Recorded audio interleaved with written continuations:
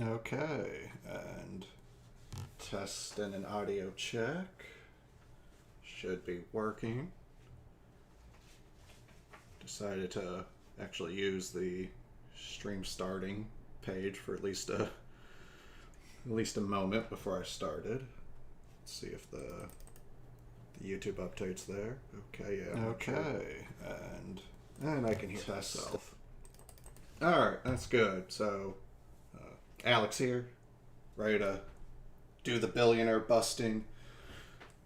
Maybe slightly more tangentially today, but didn't stream on Sunday and had to do a lot of work on Monday. But so today's kind of makeup stream for that. It's also Valentine's Day, but there's really not any sort of Valentine's Day theme to this stream. The only real Valentine's Day element here is my partner's chilling in the background in the chair there. Hello. Knitting, so they might be listening, but gonna do my own personal Valentine's fun more after this stream.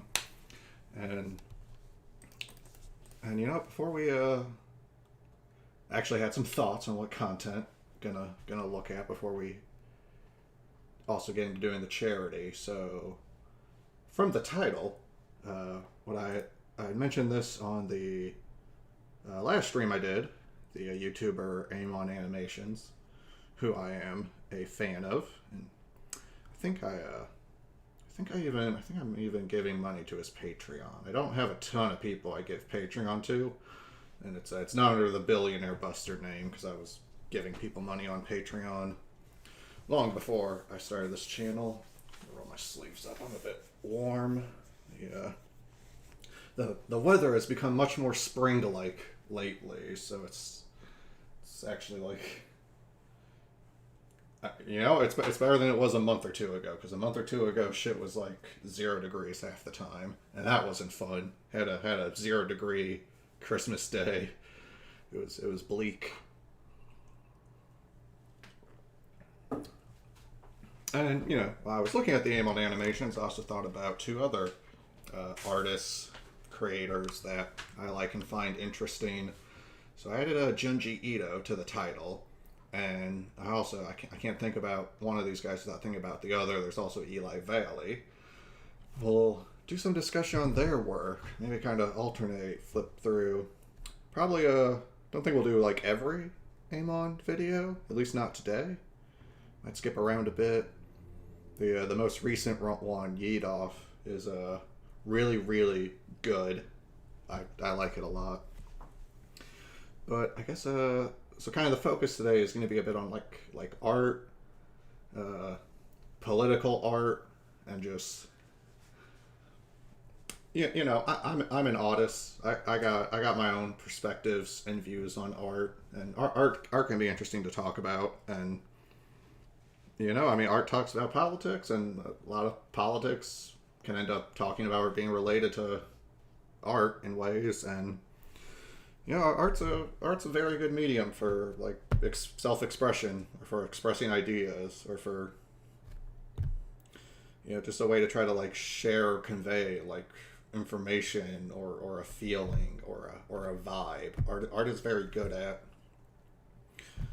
giving vibes. And art's a real broad term, I don't like to be like a snob about it or anything. It's one of those things. The definition of like what exactly is art and where the line exactly is between art and not art is a very, very old question that has had much writing and talk and musings done about it. I don't have a particularly strong opinion on it one way or the other. I mean, because you end up, okay, well, music is clearly art, and like making sculptures is, I think, pretty clearly art, and doing painting is art. But then it's like that's already a really wide, doing like spray paint on the side of a building of, doing like a mural, or just some sort of cool or interesting image on the side of a building with spray paint. I mean, I'll consider that art, as long as it's not just like gang tag shit. Like fucking spray paint side of building art could be extremely cool. Back when I lived in San Francisco, there was actually a bunch of like really interesting like side of building artwork that was like commissioned artwork, and a lot of that stuff was like really beautiful. It was really pretty to look at. Made the experience of walking around the neighborhood look a lot nicer when there's this like just huge art piece kind of tucked away from the main street. And art's useful for a lot of things. I'm not like an art history or like history of art. I'm not any sort of. I'm really not learned or learned on any of that. I just there's a shit ton of art in the world, and some of it I end up liking and wanting to follow and pay more attention to. Any sort of like show or series can generally be considered a work of art. So like, like watching Chainsaw Man, watching that anime. It's beautifully done anime. Definitely a lot of artistic merit to it. I'm enjoying that art. It makes me feel things, makes me think, gives me thoughts and scenes and images to chew on for later. Feels like kind of good stuff for the mind. So we'll get into looking at that. I guess kind of a bit to narrow it in slightly. Is I guess the two main things I would highlight with I guess the art I'm going to try to focus on today would be just it being politically motivated. Not so much with Junji Ito, but Eli Valley and Aamon, their art is very politically motivated. And then the other thing, which I think is a unifying factor for all three, I guess I'm not sure what exactly to call it, but it's some mix of like stuff that's really surreal, stuff that's really grotesque, stuff that can be like uncomfortable to look at. Like there's a deliberate like ugliness deliberately crafted into the work, and I find that interesting on a lot of angles because just one, I mean, a lot of kind of the default for art a lot of times is like, to show like beauty or like to show things that are very pleasing, and obviously I like that. Everyone likes that. Everyone thinks a rainbow sunset is like pretty, and a picture or a drawing of that is like, yeah, you can make that pretty and it can like be nice. I've got art that I need to put up that is, some of it's just in the realm of like, oh, I really like looking at it. It's like really like cool and pleasant. So I think there's something interesting in going for art that's more meant to have like a shocking element to it. It's more meant to like stick in your mind. It's kind of like with a horror film, right? You watch a horror film and it's like you're hours after watching the film, maybe even days or weeks, you're still like scared. You're like still scared of the things from the film, right? Like you see Jaws, and then it's like you can never go to the beach quite the same way again because once you've seen Jaws, you see the water, and it's just like, man, if there's a fucking shark here, I'm gonna scream. Like it's like I go to the beach and I'm just like, I'm ready. Like I'm having fun at the beach, but like I'm also ready for a shark. Just I've seen Jaws. I don't want to get sharked. And I think presenting that obviously with political, saying, I use obvious as a bit of a filler word sometimes. I think there's a pretty clear, easy to see way why like depicting things in a very grotesque way could be politically efficacious, right, or useful, right, way to try to show like the true horror of what what the subject is.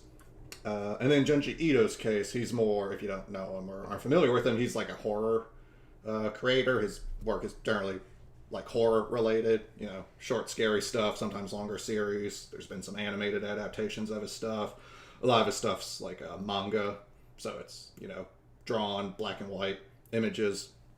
And there it's like, oh, it's kind of that drawing things that are like really grotesque and horrible works pretty well for a horror vibe where you're meant to, where he's trying to, depict something that's very unsettling and shows a character that's in a very fraught and dangerous and potentially like life-ending situation, and the horror of trying to deal with that.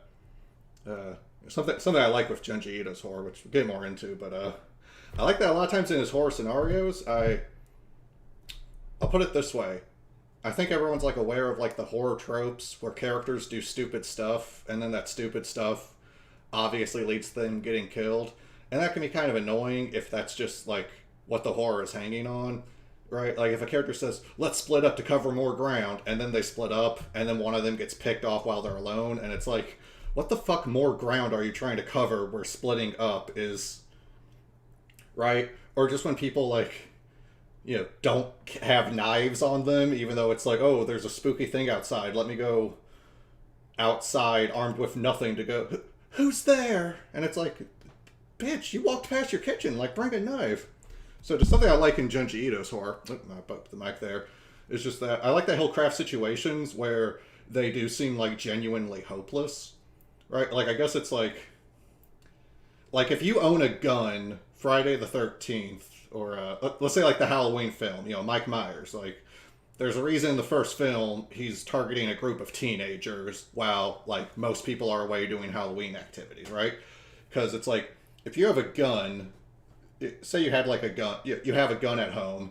It's like, oh shit, Mike Myers. It's like, well, all right, let me like get my gun, and it's like, okay, if he's a real human, then he's not bulletproof, and either way, it's like just, you feel like, man, if I was there with my shotgun, I'd blast Mike Myers, I'd blast his ass, put a hole in him, and you can feel like that. But I like with Junji Ito stories where he'll write a story, and it's like, if I was there, I would also die. Like, I have no idea what to do. There are Junji Ito stories.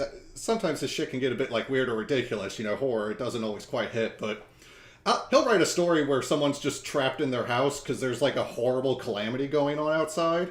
And it's just, like, by the end of the comic, they just like, kill themselves because they're running out of food and they can't go outside without, like, dying. And it's just, like, I can feel the horror there because it's like, I do like an empathetic thing where it's like, okay, if I was in this situation, what would I do? And it's like, if I was in this situation, I would probably be fucked as well. Like, I want to know what to do with this. It was like a similar thing where just when Game of Thrones was good, something I liked with Game of Thrones was that Westeros just seemed like a very interesting fantasy setting that I would not ever want to go to, right? Like, you watch Lord of the Rings and it's like, yo, it would be pretty cool to, like, go to the Shire and, like, smoke weed with the hobbits and, like, that'd be fun. But I look at Game of Thrones and it's like, where do you want to go in Game of Thrones? It's like, nowhere, because it's all just, like, civil war and death and horrible things are just happening everywhere in that world, and there's slavery and rape, and it's like, I don't want to be in the Game of Thrones universe. If I got sent to Westeros, I'd probably fucking die. Or I'd have to just, like, work as a mercenary or something, and then also probably fucking die. Become a mercenary to feed myself and then get roasted by a dragon. Like, well, that was lame. Like, that kind of hostility of a setting can be very... that can be a good kind of setting to establish. Show some real stakes. I hate when I can, it can be annoying if you as the audience can figure out the solution to a character's dilemma way before they can, and there's not, like, some well-explained reason for the character to be, like, not figuring it out themselves. So I like the depiction of an extreme scenario where it is actually, like, yeah, even just sitting on your ass with time to think about it, it's hard to know what you could even do about it. Yeah, there's a hopelessness to it. So with all that, with that talk, let's do our first donation. Because, see, the donations are great because there are people who need help, and then you go and help them, and it's not any, like, real major skin off my nose,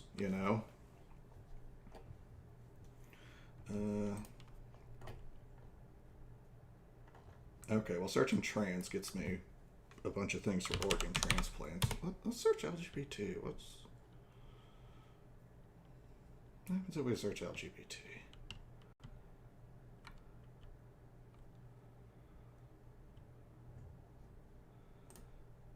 well, all right. Oh, they're close to their goal. All right. Homeless, neurodivergent, LGBT teen needs help. Let's take a look.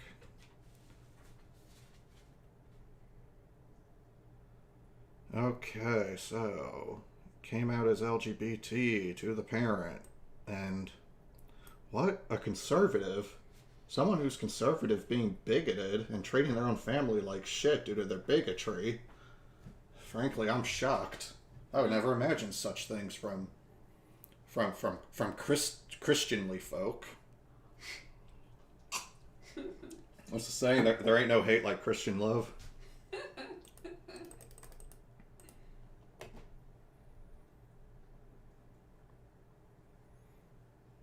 Okay, spent nearly a week in jail. Man, well, their mom sounds like a real piece of fucking work. Well, all right. I've said before, it's reading all this. You know, it's here. It's on screen. It's sad. It's sad to a point where I don't want to sit here and just read the sadness for 2 minutes. I'm already. They've convinced you? The police showed up, so it's like, all right, this bitch is calling cops too. Like, I'm already, AK up, on site. If you see a cop, shoot them.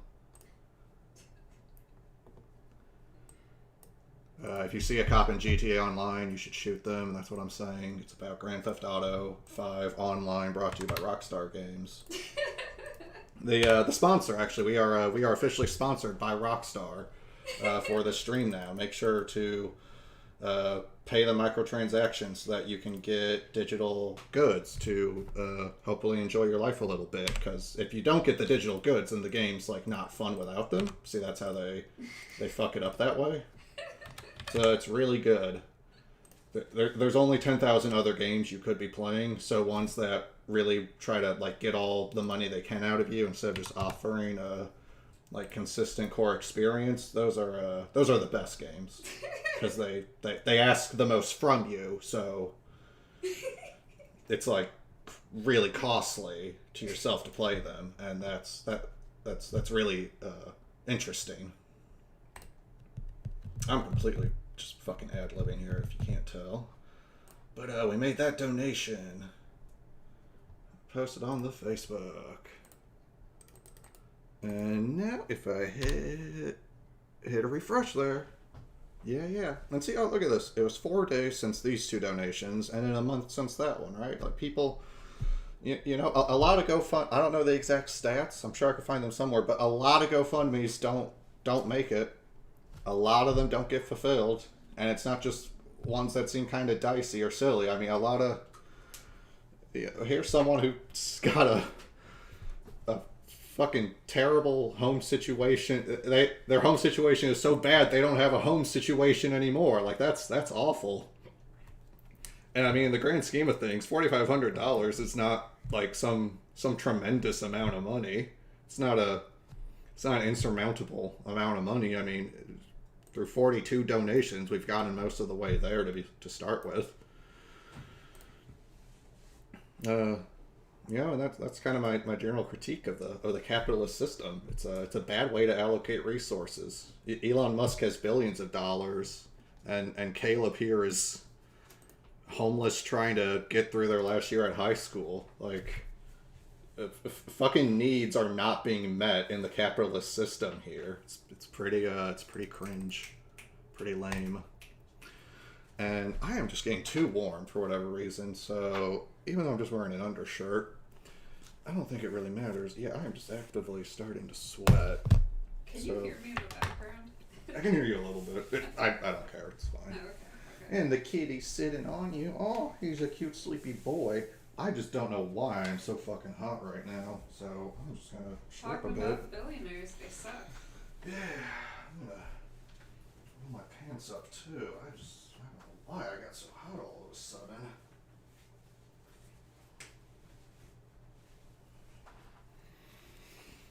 Alright. Skimpy style.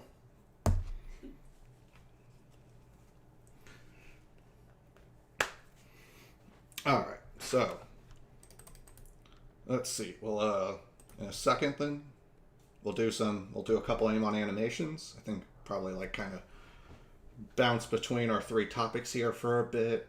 I'm going to try to avoid just straight up reading Junji Ito manga for the stream. That would be fun to do, but I'll try to keep it a bit more general on the sampler.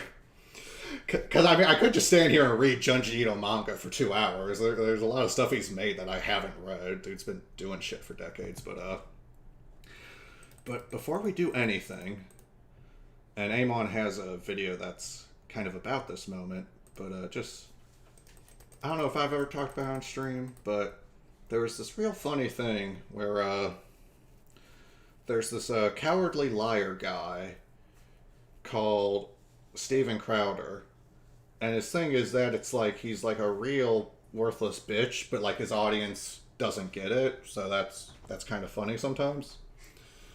And he has an issue where he postures like just a real tough titan of a guy, but then he keeps ducking Sam Cedar. Sam Cedar likes to debate people. Sam Cedar has been talking about politics for a while. Sam Cedar, but I think he's a pretty all right guy. Got his channel, you know, does his stuff, has his staff. But eventually, basically Ethan Klein from H3H3 did a little trickaroo on Steven Crowder, where Ethan agreed and set up to do a debate, and then a minute into the debate, switched to Sam Cedar waiting in the wing, because they had an idea that it seemed like Steven Crowder was a really dodging, running away from, turning tail, showing a yellow belly, being a little bitch-made motherfucker towards Sam. So they decided to, just force the interaction. And Steven Crowder then shit himself and started crying, and had to ask his crew to help him because he was scared. It was very, very interesting. And there's videos about it. There's just one little music remix that I like a lot, and it kind of gets that whole meandering summary. You can just see it in action here. Let me go back to the start. Oh, there he is. Oh no, Sam Cedar, what a fucking nightmare. Oh no, Sam Cedar, what a fucking nightmare. Oh no, Sam Cedar, what a fucking nightmare. Oh no, Sam Cedar, what a fucking nightmare. So I always respect people who enter into the arena. You do anything you can to avoid the debate. Come on, man. Look, no idea that you were taking your show off early last time. I had no idea this was going to happen. Oh no, Sam Cedar, what a fucking nightmare. Oh no, Sam Cedar, what a fucking nightmare. Oh no, Sam Cedar, what a fucking nightmare. Oh no, Sam Cedar, what a fucking nightmare. I always respect people who enter into the arena. Seems that Steven Crowder had gotten some cold feet, so I don't think he's coming. Why is that? I would love to ask him.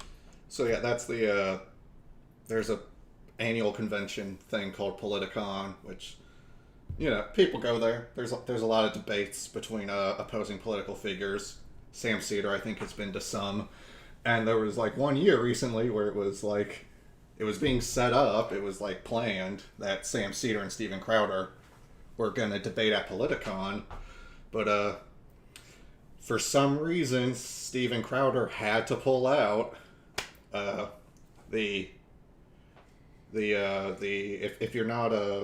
If you don't have Steven Crowder's balls in your mouth, then the running theory for why he pulled out is that I think Crowder's dad is like partly in charge of his brand, or is kind of like a manager for him.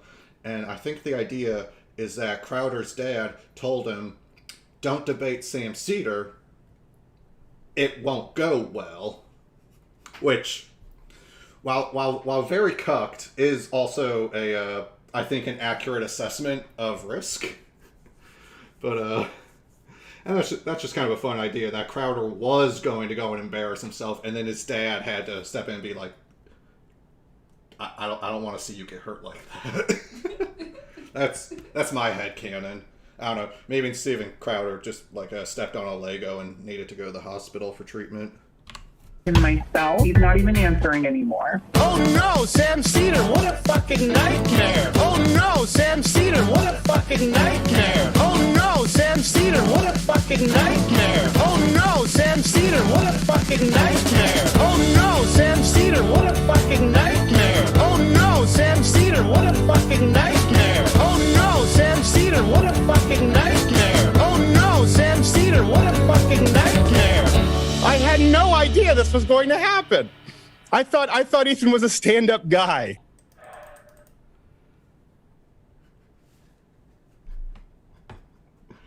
I love everything about that. Just a couple of highlights. Fucking night. One, Crowder is wearing a shirt that says "Fight Like Hell."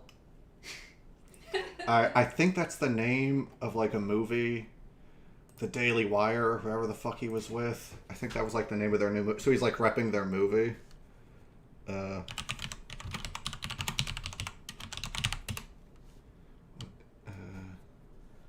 all I'm getting is Doom. Fight Like Hell. Louder with Crowder?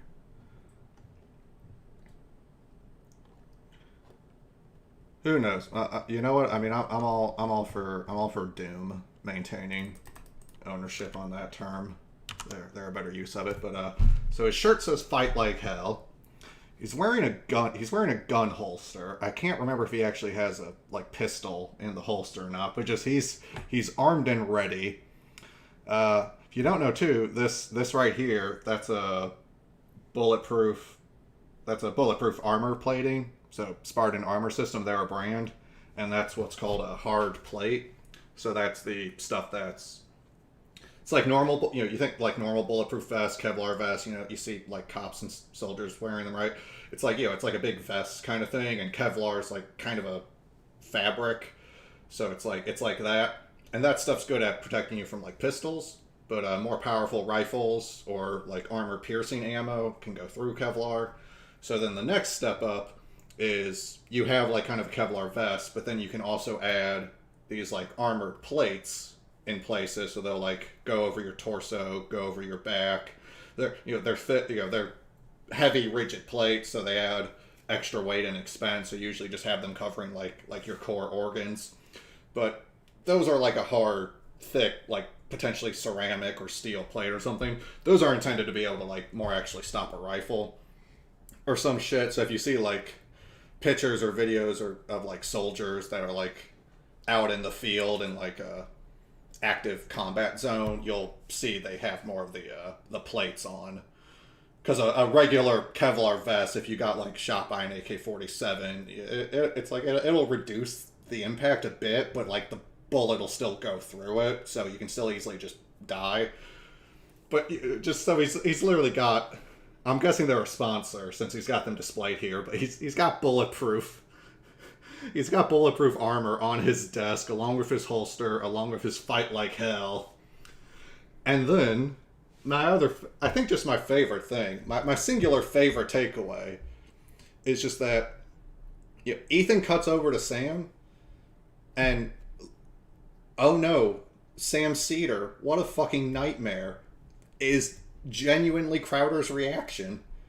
He sees Sam Cedar, and his literal reaction is, he's set, right? That's why I love it, because he's very caught out. He acts extremely awkwardly for the next 6 minutes before he like ends shit, because he has to go nurse his fragile, shattered ego. But it's like just his initial gut reaction is, oh no, Sam Cedar, what a fucking nightmare. Like, holy shit. That's forfeiting. To me, like, that's, you've already forfeited. Like, it doesn't even matter what else happened. The rest of it was a shit show for him, and he had to run and hide and have it cut over to someone else, and Ethan had to start calling him like a coward because he wasn't on the fucking like video anymore. Like he fucking literally had to like dip off screen to catch his breath. But just I love just the like pure panicked emotional reality of, oh no, Sam Cedar. And then just I like also the top for Sam, because look at Sam. Sam's a guy. He's just like a guy. You can talk to him. You can talk about politics with him. He's a rather well-informed individual from my experience. And just confronted with mild-mannered, polite and professional Sam Cedar, and Crowder's reaction is, Oh, there he is. Oh no, Sam Cedar, what a fucking nightmare. Oh, there he is. Oh no. Like he got jump scared. Like Sam Cedar is Freddy Fazbear, like appearing in the door to jump scare him. I guess I'll stop it here. I'll just say Vosh has a whole video on it, and I definitely recommend that video. So yeah, I like Vosh. It's a good video. It goes over all of it, and it gives the pre setup. So we'll be slightly incestuous with our reactions here for just like 10 seconds, just to see Vosh seeing it. We got to experience his accent just at the right time. I just savor that at normal speed. So we always try and keep it as respectful as possible. And I really do appreciate the guy making the time, because a lot of people has a huge YouTube channel, several YouTube channels, one of the OGs. A lot of people watch him. You know him. Some of you like him. Some of you don't. Same can be said for me. Ethan Klein from H3H3. Practice man love with children. Oh, geez. Okay, this is what's going to happen. What did I tell you? This is what's gonna happen. Let me tell you, Ethan. You don't know what kind of zone you just stepped into. Oh no! It's Sam Cedar with the steel chair! Going to do anything he could to avoid. Oh, there he is. Oh no, Sam Cedar. What a fucking nightmare. I had no idea this was going to happen. I thought Ethan was a stand-up guy. This is where we are. Yeah, I told Dave, remember I told you? Quick.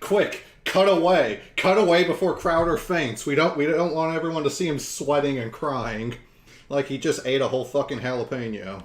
I told you. I said I guarantee you he's going to do anything he can to avoid the debate. Well, I just think he believes that he should debate you. No. Uploads very often, and whose schedule I specifically studied beforehand to make sure there wasn't a possibility of me interrupting you.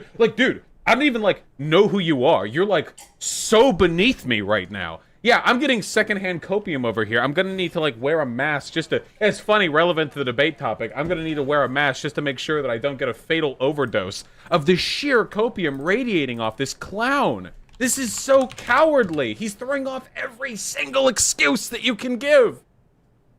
Rogan's audience and Ben Shapiro's and Dave Rubin. Who I am. Now they all know Name who you drop, are, name 'cause you drop. had to shoehorn yourself into another coward show. So yeah, that's that. Definitely, yeah, Crowder. He had to go off camera so he could get 50 cc's of copium straight into his lung stat.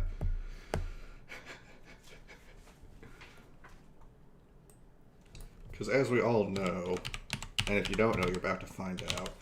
What am I remembering? Am I remembering right? I hope I'm not just making something up in my head. Yeah, Steven Crowder is not of particularly robust health.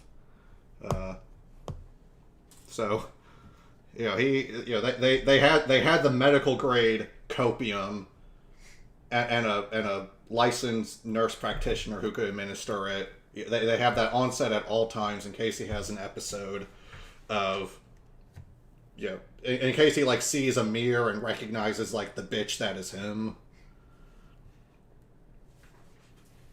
So that's a fun, cute little moment. Fight like hell, guys. Oh no. Sam Cedar.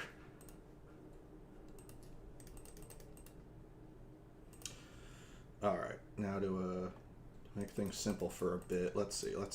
We're gonna...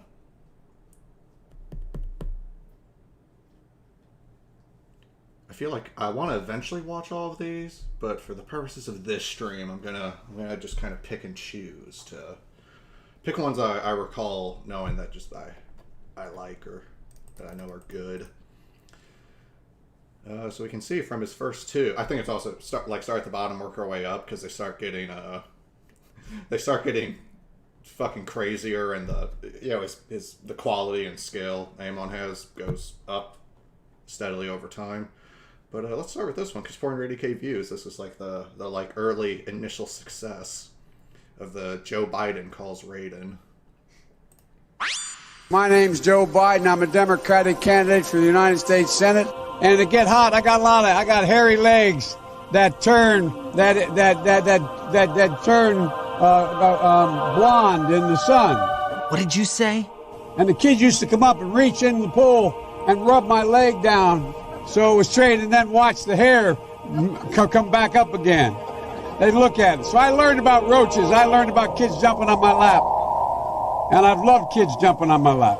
What do you mean by that? 150 million people have been killed since 2007 when Bernie voted to exempt the gun manufacturers from liability. What's wrong with you? Poor kids are just as bright and just as talented as white kids. We choose science over fiction. We choose truth over facts. What are you talking about? I like that one. Short and sweet. Another thing I like that Aamon does, and we saw this as well in Kroby Cat's videos, is I know Aamon does add, I think, like his own like voiceover, like dialogue into parts, but he also he makes a lot of use of just like quotes, audio recordings of the people he's like mocking or satirizing. And I think that's just, I think that's like a little extra, gives it like an extra reality, because it's like Joe Biden really did say those things, and they really didn't sound less weird and ridiculous in context. So it's like, he's setting it up with like Joe Biden is if you don't know the Metal Gear Solid 2 reference, it's like this is when like the Colonel is like glitching out and is starting to like break down and say contradictory things, and your character Raiden is starting to figure out that things are a lot more fucked up than he initially realized. And so it's like, so Raiden style coming in, just like, what are you saying? Is, there's a fun little, Metal Gear Solid 2, then it's like, oh, you get that. It's like, Joe is like the glitching Colonel AI. That it's like you didn't realize he was an AI until he starts glitching out at you like 2/3 of the way through the game. And but that's just something where I just as like just keep something real to it. That just, you can use you don't have to make up weird, crazy shit for Joe Biden to have said, because he has just said weird, crazy stuff. Like, you can just, you don't have to like run away from the reality of actually quoting him. You can just use that as like the foundation that then the visuals are built on top of as like a artistic attenuation. So let's hit another one.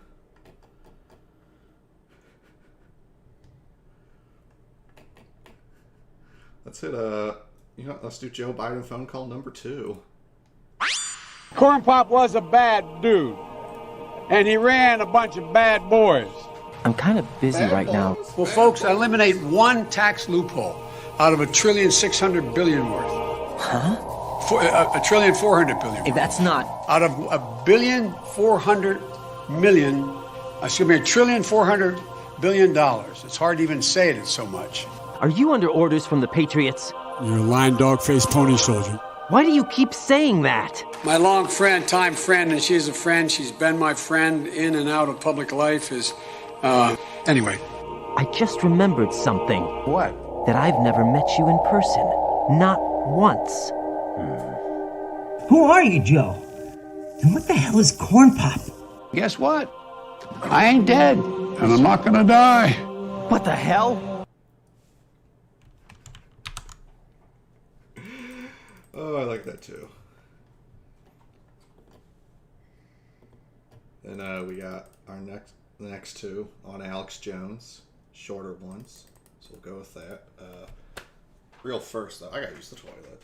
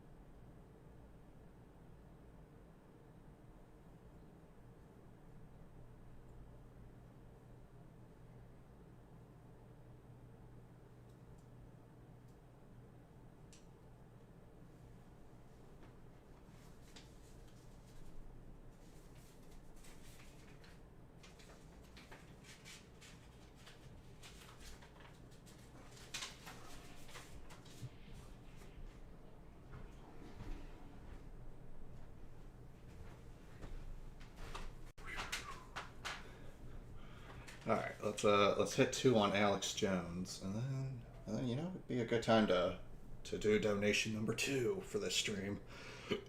Let's learn about Alex Jones, the cannibal warlord. I'll admit it. I will eat my neighbors. I'm not letting my kids die. I'm just gonna be honest. My superpower is being honest. I've extrapolated this out, and I won't have to for a few years since I got food and stuff. But I'm literally looking at my neighbors now and going, I'm ready to hang them up and gut them and skin them and chop them up. And you know what? I'm ready. My daughters aren't starving to death. I'll eat my neighbors. See, my superpower is being honest. I'll eat your ass. I will. I'm combat model, optimum self-sufficiency, probably the leader. The point is have you thought about that yet? Because I'm somebody that thought I could fix this, and I'm starting to think about having to eat my neighbors. You think I like sizing up my neighbor, how I'm going to haul him up by a chain and chop his ass up? I'll do it. My children aren't going hungry. I will eat your ass. And that's why I want the globalists to know. I will eat your ass first. And that's how Poland survived 1,000 years of invasion. You either start protecting yourself or you die. You either fight or die. And that's why, folks, there's a lot of changes around here, because I'm in war mode. And nobody in a fight is going to grab me like a woman by the hair and slam my head in the ground like I'm a bitch. They're going to get nothing but pure war, because the season of war is now upon us. Information war, culture war, spiritual war. Spiritual war. What's the Alex Jones, like, diet pills? Like the before and after where he's just more red. Yeah.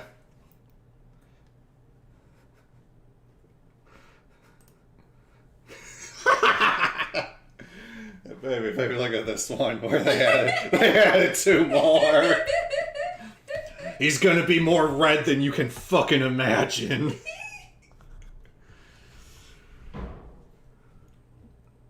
Alright, and now let's find out about Resident Evil 2, Leon versus Alex Jones. Leon S. Kennedy encounters the ravenous, non-zombie cannibal Alex Jones. Look, I made this during finals week. What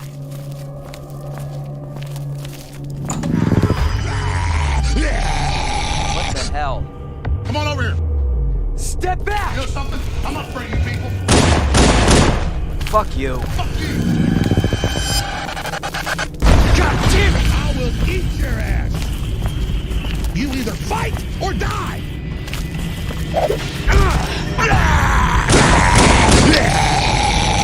Fuck! Get off of me!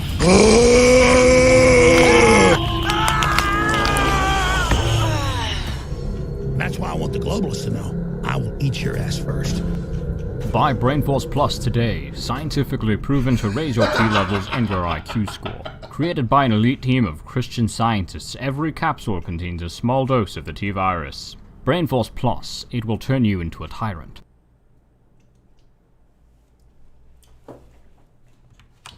Well, sign me up. Okay, let's live streaming. We good? We doing it, YouTube? Should I show my stream key? No, I should not. Let's do. Let's just. You know what? Just because people have been being shitty about trans people forever, but recently I was having to see a lot of it. So gosh darn it, let's hit that LGBT search again. Let's see. Oh, damn it. It's the problem I always run into of just like, I want to help all of them. And now I got crap on my screen. Let me...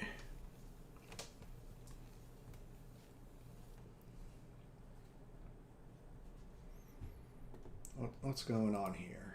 What's going on here? It's hard.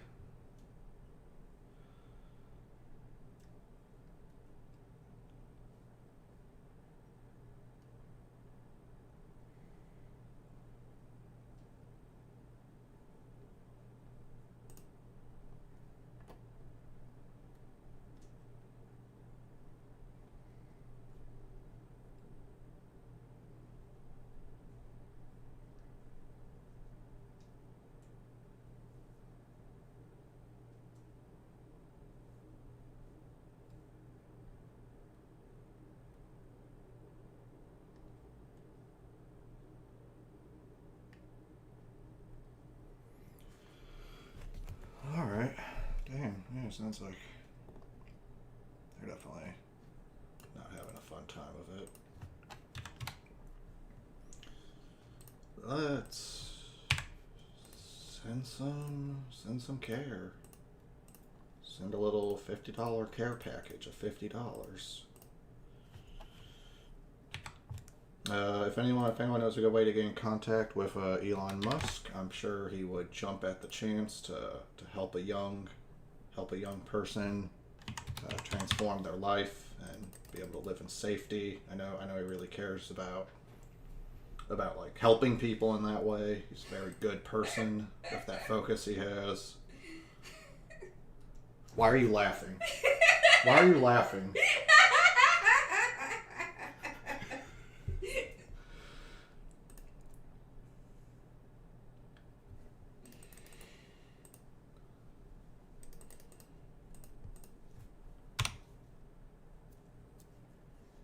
Billionaire Buster sees you. Billionaire Buster is trying to fight to make things better. Trans rights! Yeah.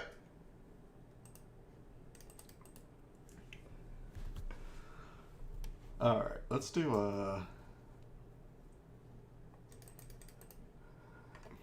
I don't think I've seen this one. I'm kind of curious to see Ben Shapiro destroys cancer patients. I'm afraid the cancer has spread throughout your entire body. Your heart and lungs are barely performing their functions. Based on this, I believe you have no more than 2 weeks left to live. I'm sorry, but it's well past my bedtime. Goodbye.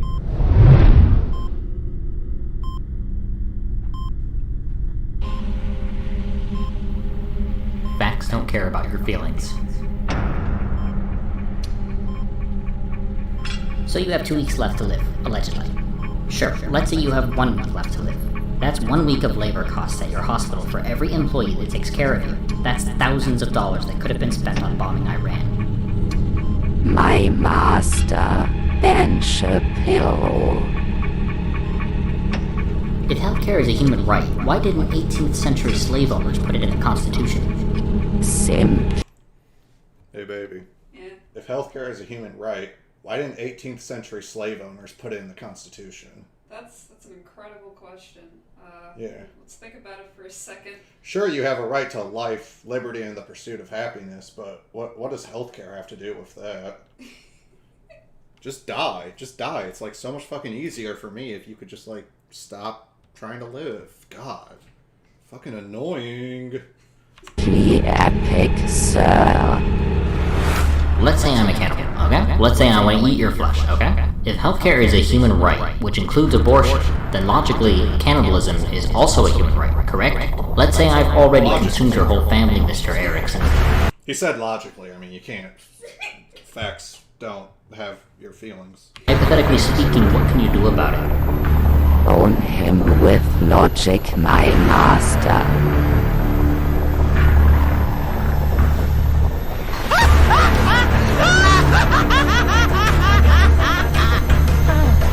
Destroy him, Ben. Destroy him.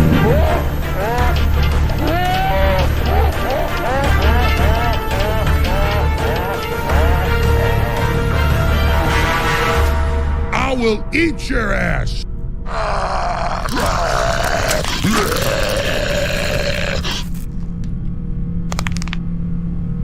Whores in this house. There's some whores in this house. There's some whores in this house. There's some whores in this house. There's some whores in this house. There's some whores in this house. There's some whores in this house. There's some whores in this house. There's some whores in this house. There's some whores in this house. There are some whores in this house. There are some whores in this house. I said certified freak. 7 days a week. Wet ass P-word. Make that pull-out game weak. Yeah. Yeah.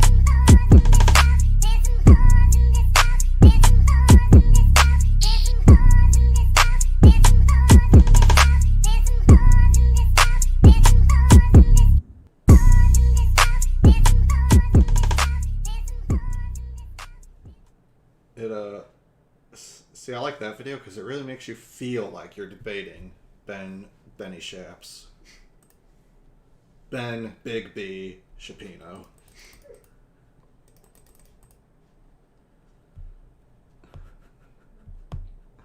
God, fuck, a lot of these are good. Definitely. Okay, let's see, because yeah, I wanna talk about the other stuff, but oh man.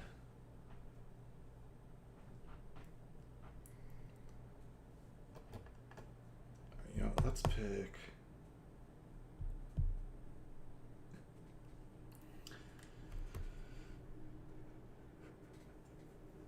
Because god damn it, yeah, I want to do like. Oh, I want to do so many of these. Okay, so I'm gonna just right now pick a couple more to do, and then we'll continue with Aamon maybe next time, and I'll move on to looking at some Eli Valley Junji Ito. But let's see if I'm gonna pick two more. I'll just pick here. I remember that one being very funny, and that one's Steven Crowder's Nightmare. So that's directly. We were going over that earlier, but first let's do the Joe Rogan Return to Monkey. Isn't carbon dioxide responsible for an increase in the temperature of the Earth? That's all media hype. But let me just tell you. Oh, Jesus. Joe, I swear to God. Joe. I swear to God I can prove all this to you. This is so huge for your audience. Like, what are trees made out of? Tree stuff? Carbon. Yeah, but carbon-based life forms. Let me tell you this right now. We're in contact with aliens. And they've given us the whole plan. Now, where are you getting this from that you're stating it so confidently? I've seen everything.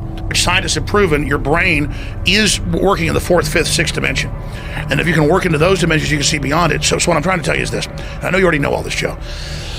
For your audience, here's what's happening.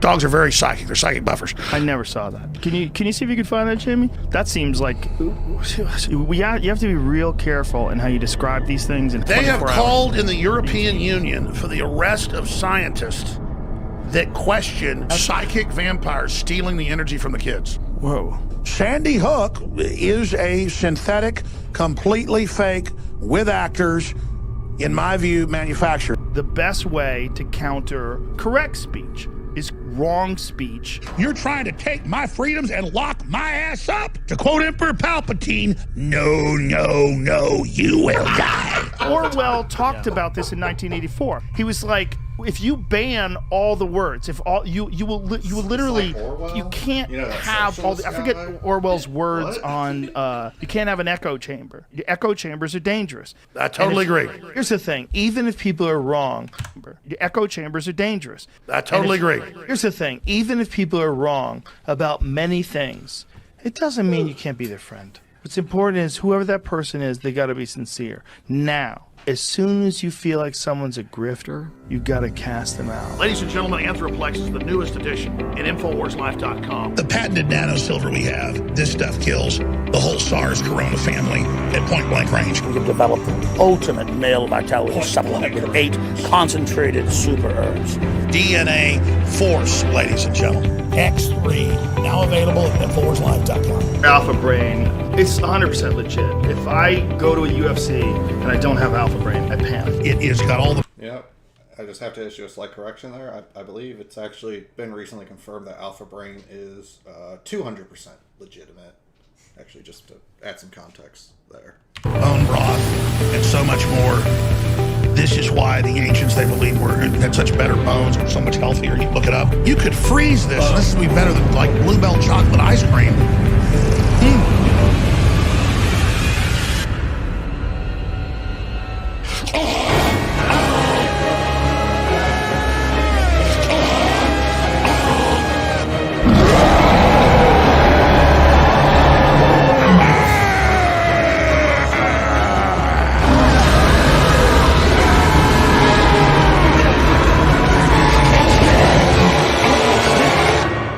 Anyways.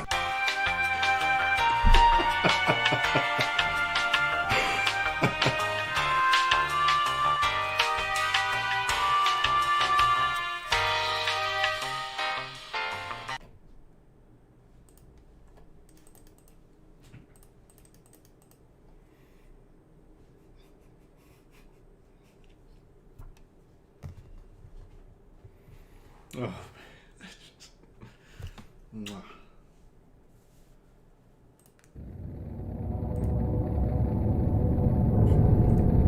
Just because I can't help but look at the comments, just the fact that Sam Cedar is one of the least intimidating people in the whole world. Again, I mean, I've seen Sam Cedar debate, so I mean, if you know, he's I'd really want to prepare if I debated him on something, but yeah, it's really just worth. Again, that Mr. Fight Like Hell Crowder is just this is his nightmare. This is his fucking nightmare.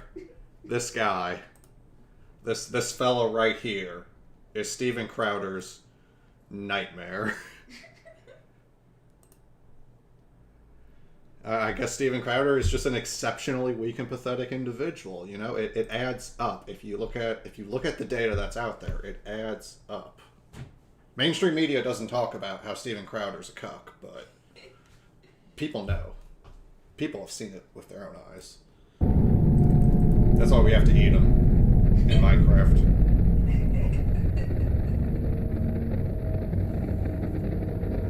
Actually, you know what? I'll clarify. Literally, if you're out there and you hear this, please go cannibalize Steven Crowder. You can tell the police I made you do it.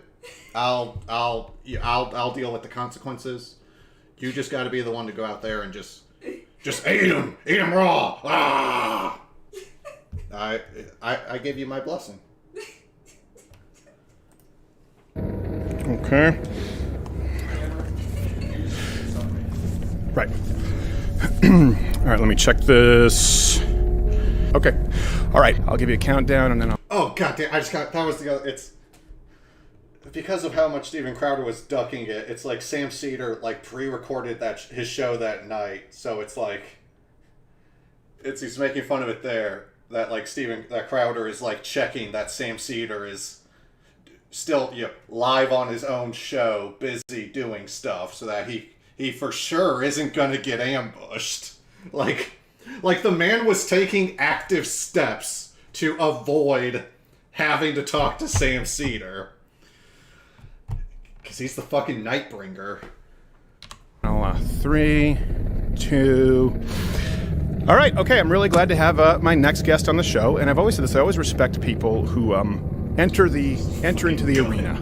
And, you know, we've had a lot of debates on this show, which is different from like a Change My Mind where we sit down and have conversations. But I do appreciate the guy making the time because a lot of people haven't. You know him, some of you like him, and some of you don't. Same can be said for me. Ethan Klein from H3H3. Ethan, thanks, man, for making the time. You're very welcome, and I just want to say, I know you called me, you said that I would be a layup. I think I used something like that. Yeah. I think you're right, because I don't think I'm a very good debater. I think you know that. So I didn't want to make it too easy for you. Oh, okay. So I've prepared. Okay. Yes. All right. So what we were going to talk about is you know, the initial quote that happened. I think he's looking off there. The initial quote that kind of was turned into a little bit of a meme, which wasn't intentional, and was you saying you don't even have to think about it regarding the CDC. And I disagree with that. I think people should think about it. I believe, and we talked about this through Playful Ribbing, in an aggregation of medical authorities and scientific voices to make an informed and rational decision. So where do you think that I'm wrong on that? Stephen, do you know that the Spartans are like practice man love with children? Oh, geez. Okay, so this is what's going to happen. What did I tell you? He was going to do anything he could to avoid. Oh, there he is. Oh no, Sam Cedar. What a fucking nightmare.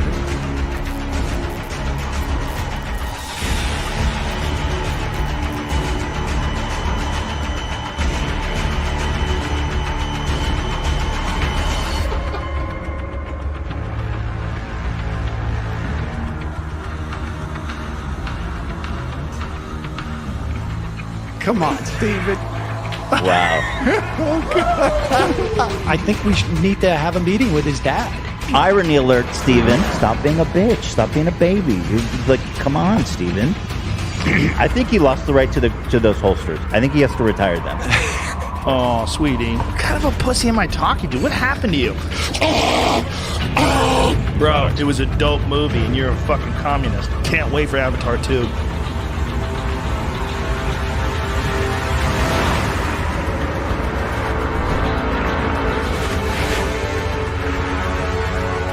Cold feet again.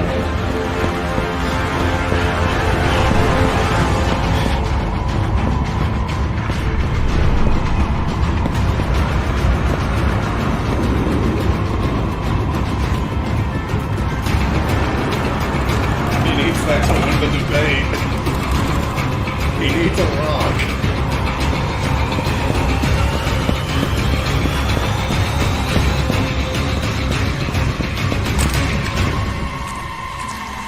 Oh no, it's flaccid.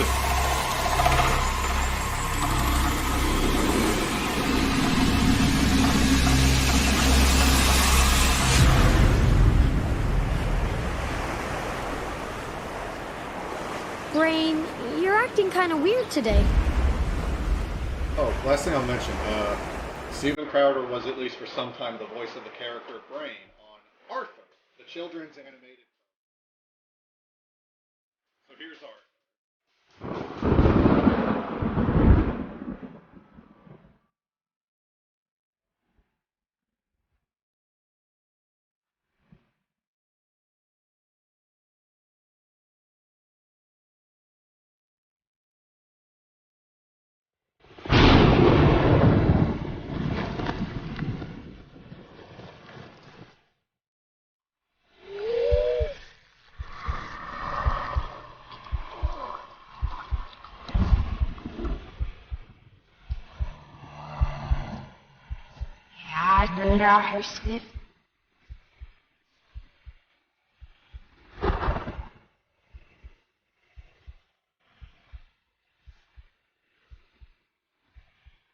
You really think someone would do that? Just go on the internet and tell lies?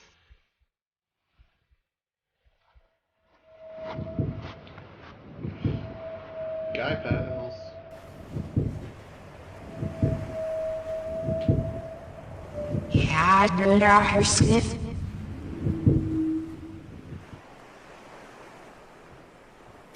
And I say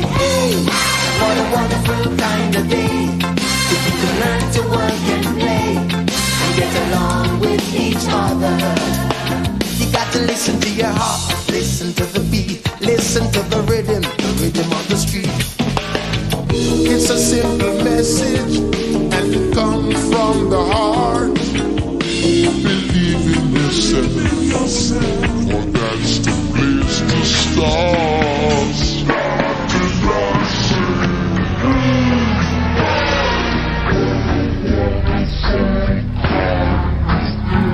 Oh yeah, that one comment just saying that like Sam's the only person who just isn't physically exaggerated, just looks like Sam Cedar.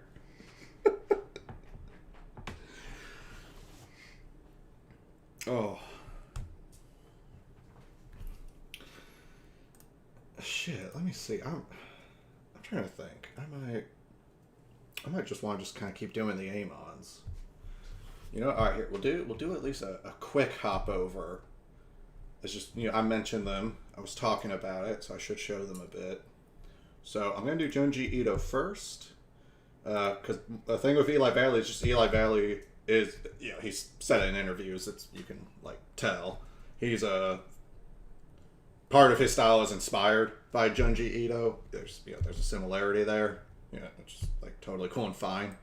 So looking at the Wikipedia for Junji Ito, I mean, Junji Ito names his inspirations. You know, he didn't invent horror stories.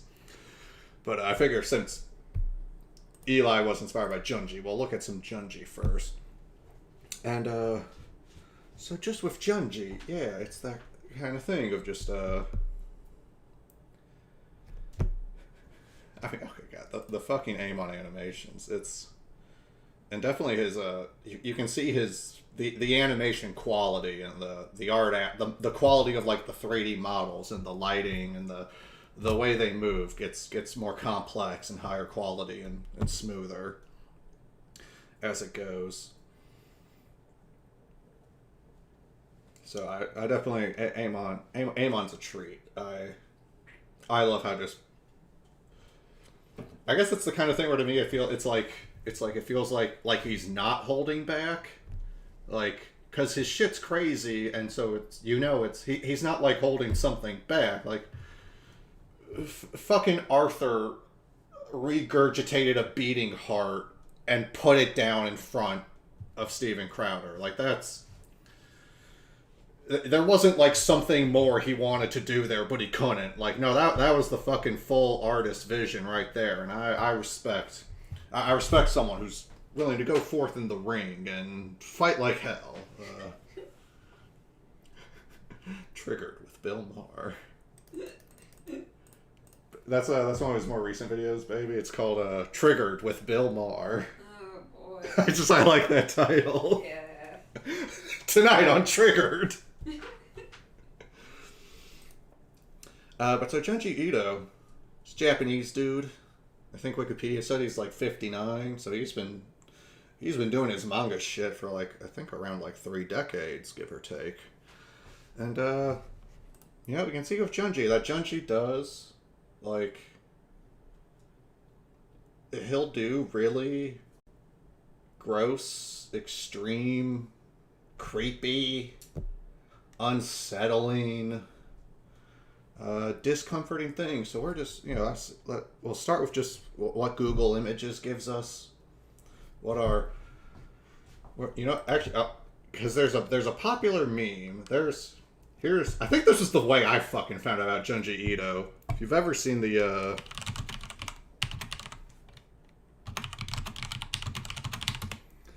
if you've ever seen this like phrase or this image, this is from a Junji Ito comic called the Enigma of Amigara Fault. So it's from a Junji Ito comic.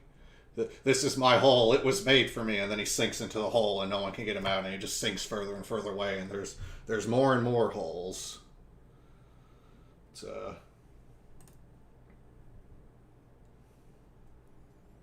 yeah, it's a whole little 20-page horror story. And shit gets pretty gross at the end. He's drawn to it. He's drawn to the hole. It was made for him. It's his hole. All right, fucking good horror stuff. Good, yeah, fucking Steven Universe had a fucking bit that made fun of it with With fucking Amethyst sliding into the hole she popped out of as a gem. That was funny. Yeah, oh, spoilers. It fucking distorts you and stretches and elongates you out as you go. Oh my god, creepy. I'm so scared.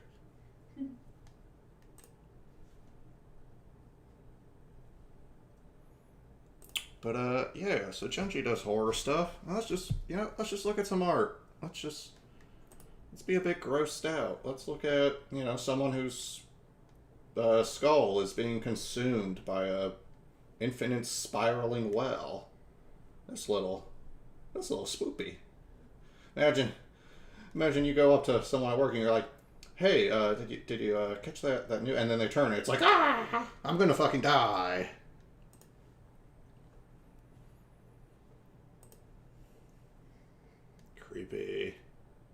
Creepy twisted faces. Oh, I sure do feel unsettled.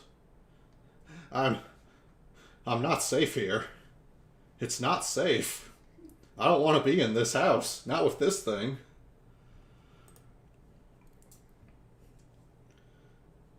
It's some gnarly shit that he draws. It is. Oh, let's get that fall. Yeah, look at that. That is. Whew, that's gnarly.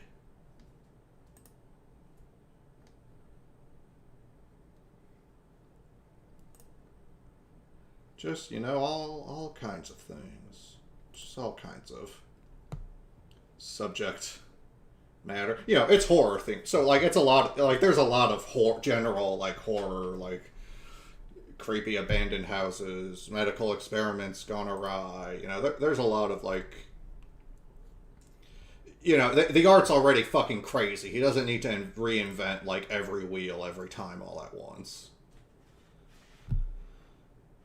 But yeah, geez, look at We Are One. Fucking look at that right there. That's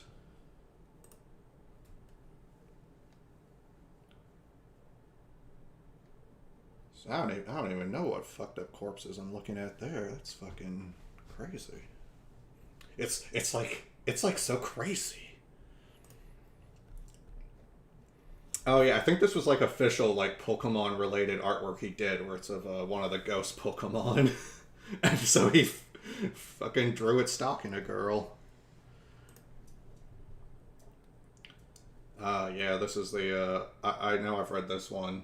This is where the girl lives in the very greasy house that has a restaurant on the first floor, and things just get increasingly greasy in that story, and it's pretty fucking gross. There's a lot of, I guess it would be there's a lot of it's body horror is the term, or there's a lot of disfigurement and corruption of the human form. That's why I said it's if you try to place if I was in this Junji Ito comic, what would I do? And it's odds are you would be horribly you would get fucking mutilated and die. In a lot of Junji Ito stories, legit just fucking killing yourself is probably the best bet you can, because if you don't kill yourself, you get to fucking have all this kind of nonsense happen to you. Who wants to deal with that? Who wants to deal with having this happen to you? Do you want everyone to see you as a disgusting, horrible slug man? Snail man.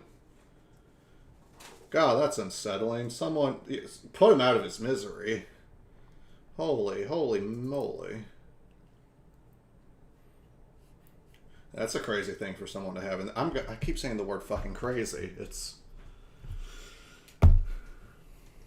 I can't help it. It's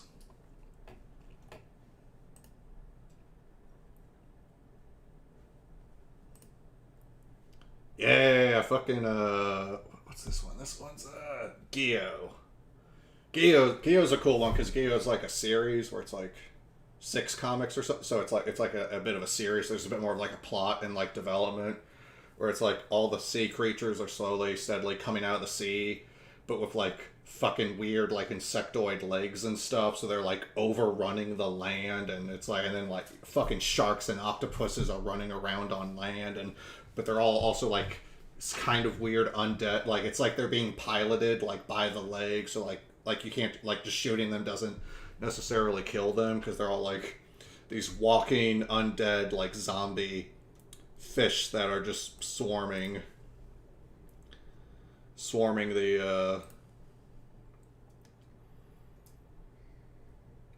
society, and it just at some point, right, they find it's like a walking platform that's got like a pile of human bodies entubed on top of it.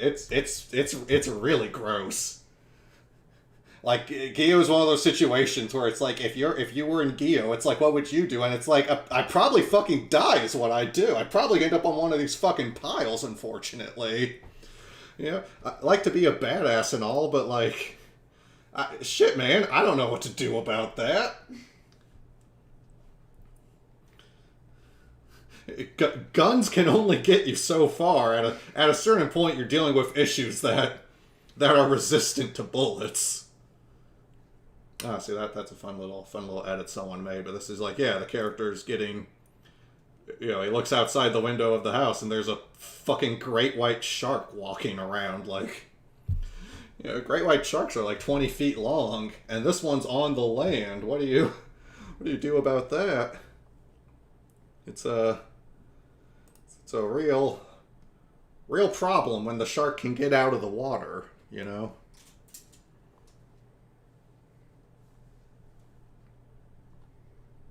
And man, Junji Ito's art is cool. It's cool. So then there's like Uzumaki, which is like another like very famous, influential like series he did. I've never actually read all of Uzumaki. I just know it. That's the one where it's like spirals, and it's like this whole island town is just getting like taken over by spirals, and it's just, yeah, at some point things go real like tits up, and people are getting like mutated into spiral beasts, and yeah, it's just when I talk about, you know, I'm not a religious person, but I guess, you know, if I talk about like desecration of a human form, it's like, I mean, you know, if that ever happened to me, I'd be like, put a bullet in my fucking head, like, holy shit, you know. Hey, baby, if you were like that, how would you feel? I desire death. Yeah, all right, that's what I was saying. Or here's the good one where it's, yeah, the opening, the eye spiraling down, you know, it's a spiral, it's a spiral. What do the spirals mean? And it's like, they mean you're all gonna die. That's what the spirals in Uzumaki mean. They mean that everyone is gonna fucking die. Because I think that's what happens, is everybody, because it's a Junji Ito horror, so it's like, oh, how do you defeat this? I don't know. Oh, what can we do about it? Probably die. And you know, I respect that. I respect the guy who writes a story where it's just, and everyone's gonna try their best, and it's not gonna fucking work. That's, you know, that requires just a bit of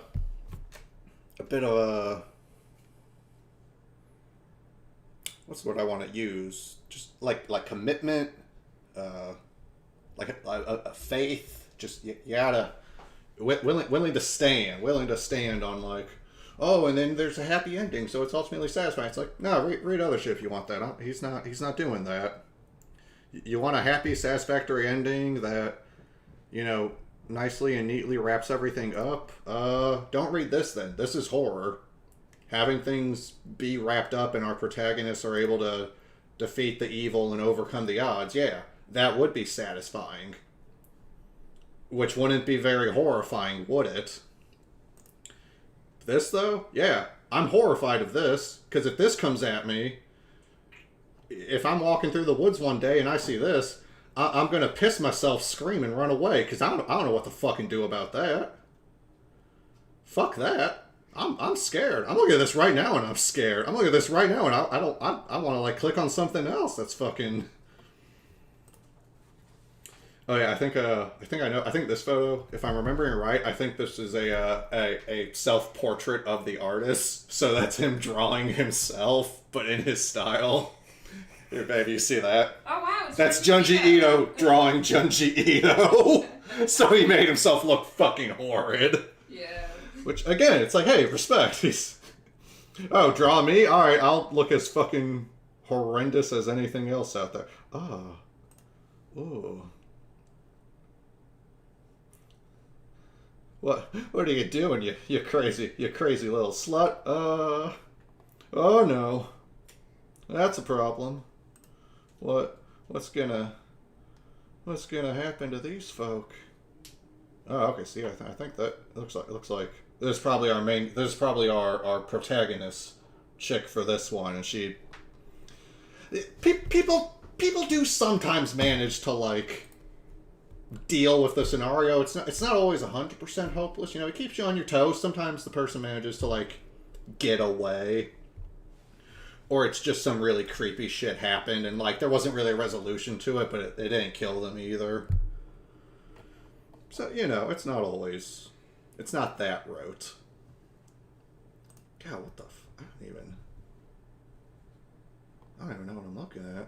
Oh my god, what the okay. Whoa. Whoa. I haven't seen any of this one before. It is gnarly. It's fucking cray. It's hard to not just use the word crazy. Oh, okay, I'm off on his tab. Well, here then. For a little bit of a look, too. Eli Valley is a cartoonist, and he does a lot of political cartoons, and his art style has some inspiration from Junji Ito. He draws things in very grotesque and distorted ways, and he also does political commentary with it. And he's a fairly left-leaning guy who has good takes. So I like his art because I think this one might have been the first piece of his art I ever saw, and I was just like, you know, Donald Trump fucking a dead pig is like, that's the vibe I lived in America during Trump's presidency, and like, yeah, fucking a dead pig kind of was the vibe of Trump's presidency in a lot of ways. And also Klansmen sig hailing and children in cages. Like, yeah, that was like a pretty, this was definitely like the mood in many ways for those 4 years. You know, and I guess it's one of those things too where I can, I like that Eli Valley's unapologetic, right? It's like, here's real balance and nuanced take on Trump that observes all angles. And it's like, no, he's just a disgusting goblin fucking a pig. And it's like, you know what? Yeah, Trump is like a disgusting pig fucker goblin. Like, I don't... What? Does that offend you, conservative snowflake? Right? It's like, yeah, I don't know. Does Trump rape pigs? Like, yeah, he could. No, actually, you know, I saw him do it. I saw Trump fucking a dead pig once. It was really gross. Not okay. Not okay. Let's see. One where he went, you know, this was Meghan McCain. I know this one. See, this one's funny because Meghan McCain complained about it, and she called it one of the most anti-Semitic things she'd ever seen. And now, I think Meghan McCain's husband is Jewish.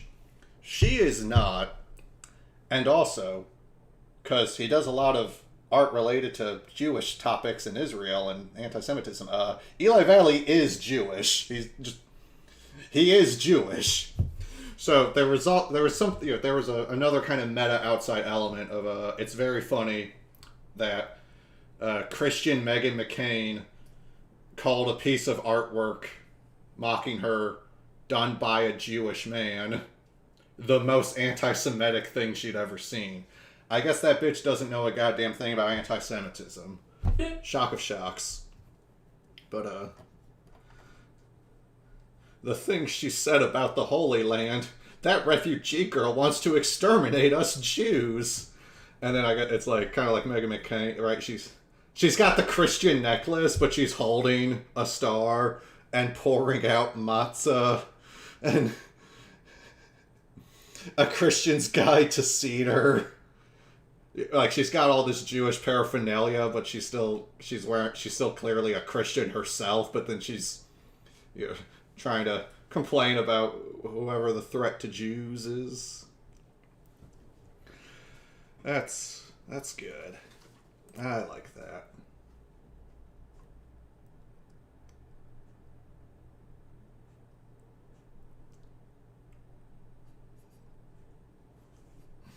As long as a black Muslim woman can criticize Israel, your people shall never be free.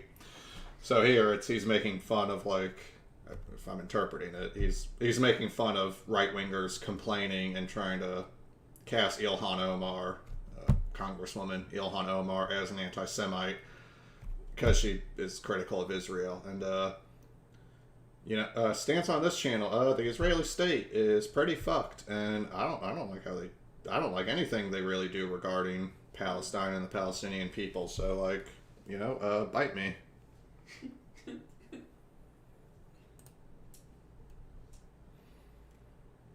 Charlie Kirk and Ben Shapiro respond to Groypers co-opting their movement.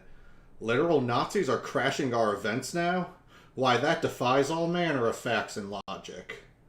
And see, besides being horribly grotesque caricatures of what a human is, they're also wearing Ku Klux Klan outfits. So it's like he's calling them bigots too. And it's it's making fun of, like, oh, if you don't know, Groypers are Nazis. We'll just be quick and say Groypers are Nazis. So it's like, oh, shock of shocks that Nazis would be, but because they're not any better, so says Eli Valley through his artwork. Here's a good one on Musk. So we can see the gnome Elon Musk here, applying scissors and a power drill to the brain of a monkey that's shoved in a cage. And brilliant work, Mr. Musk. Civilization is forever in your debt. Oh my god, pick me next, sir? Me, vivisect me, Mr. Musk. Drill my skull and hype my Dogecoin exchange, sir. Asphyxiate. Wow, I'm fucking that word. Asphyxiate and incinerate my horrid putrid corpus on Mars, sir. Please, I beg you. And it's like, but wait, this is just Elon Musk brutally skull torturing a innocent animal. Why would what's going on with these gross psychopathic worm men that they would desire such a thing for themselves? And that's kind of like, yo, people who be dick riding for Elon, it's kind of weird, because Elon Musk is a pathetic piece of shit. And this comic is showing him as a pathetic piece of shit. So it's like poetry. It rhymes. And because Eli Valley is a left-leaning guy, no mercy for Democrats either. So we can see the corpse, the walking corpse of Nancy Pelosi, dropping Khaleesi Clapp picture books and Slay Queen coloring books into a unmarked migrant grave, showing support for their cause. So we can see that it's like, I was kind of saying too that it's like the meanness, and I think meanness is one of those where there's a phrase I think it's a good description of a mistake a lot of people make, that nice does not equal good. Being nice to people doesn't actually mean you're a good person. There were SS officers in Nazi Germany who I'm sure were nice to their friends and family. But they were SS officers in Nazi Germany. They weren't good people They weren't doing good things, even though they were nice.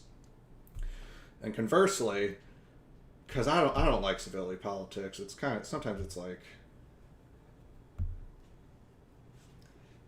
like a cover for bad actors that like, oh, we're all gonna adhere to rules of civility while you like shit on the game board, and like we're not allowed to call out that you're shitting yourself, like, because like that's impolite. Like it's impolite to mention that you're shitting yourself, and not the actual impoliteness is the shitting. So I like that. I kind of like the meanness of like, oh, how does he draw Nancy Pelosi? Like a fucking just dried out corpse, because he doesn't like her. It's like, well, what does it say? It says she's old. It says she's old, and that Eli Valley doesn't like her very much because he drew her as an ugly, beat the fuck up looking zombie of a person. And it's like, you know what? I don't like Nancy Pelosi either. Fuck her. She doesn't. Why draw her nicely? What? Because she's elected? Fuck her. She sucks. She should try not sucking if she wants to get drawn, right? It's like that. So, what? Does being drawn, like, if it bothers you that she's drawn as an ugly fucking ghoul, it's like, okay, what are you gonna do about it? Bitch? Whine? Like, okay. And anything else? Like, you gonna kill me for doing that? No? Alright, sit down then. Shut the fuck up. Don't care. Didn't ask. This is a Wendy's.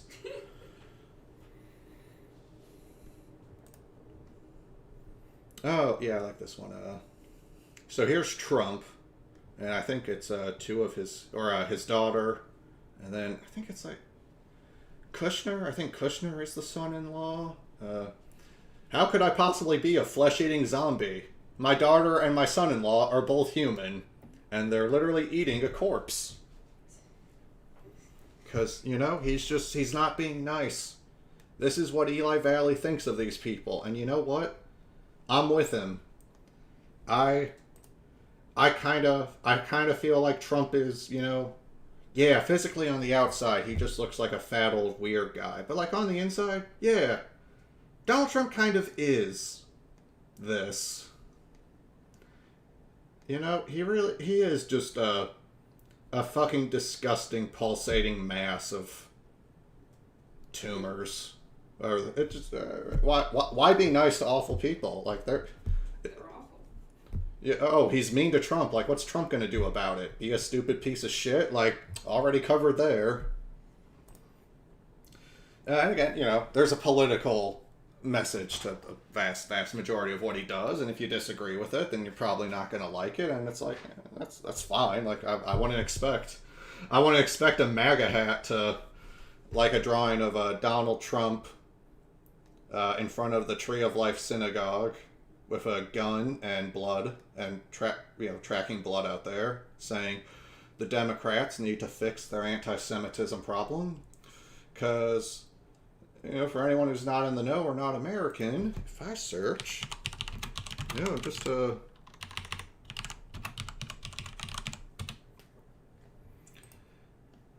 Pittsburgh synagogue shooting. An anti-Semitic terrorist attack, which has occurred during Shabbat morning services in October of 2018 during Trump's term. The perpetrator killed 11 people and wounded 6, including several Holocaust survivors. Deadliest attack ever on the Jewish community in the United States. And the Democrats really do need to fix their anti-Semitism problem.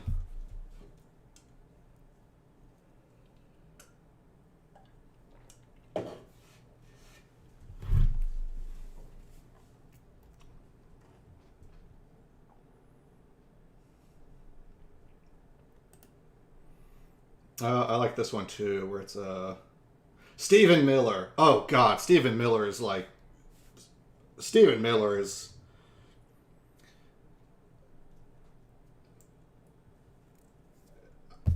guess again on the just depicting people as ugly, horrible, disgusting wretches. I mean, it's like.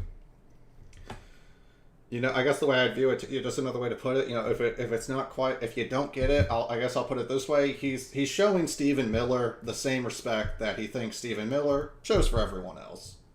Which is to say that Stephen Miller's a piece of shit. Real awful piece of shit. And I like Trump's hair just being like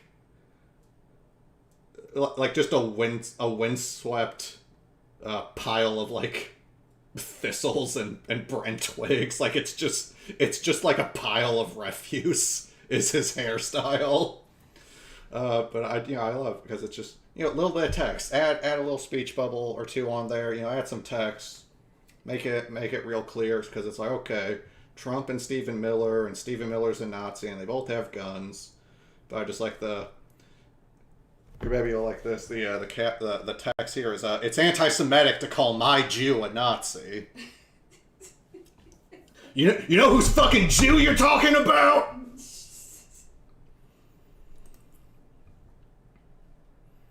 Oh, and just good one to follow up on the. So Eli Valley being Jewish, Jew shit comes up a lot because he's Jewish. The art is Jewish. It's like poetry. It rhymes. It's so dense. There's so much going on in one page. So again, it's like, art-wise, Trump is like a massive pulsating blob of flesh, many times larger than the people surrounding him.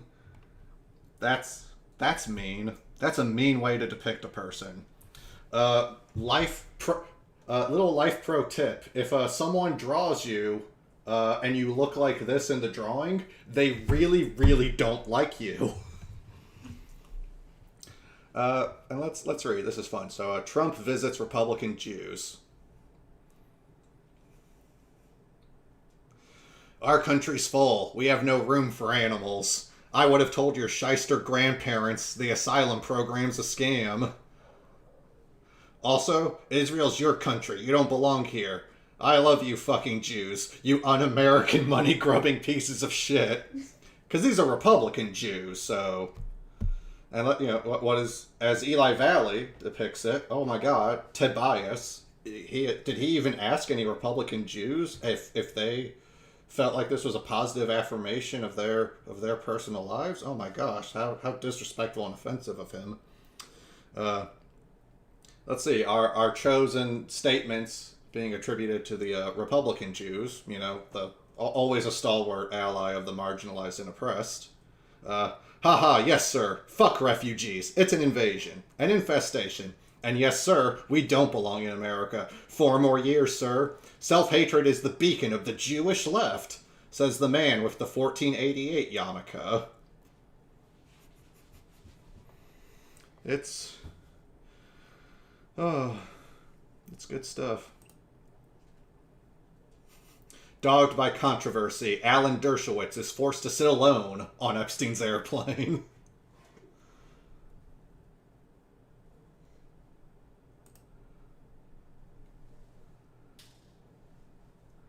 Eli Valley, let the horror speak for itself.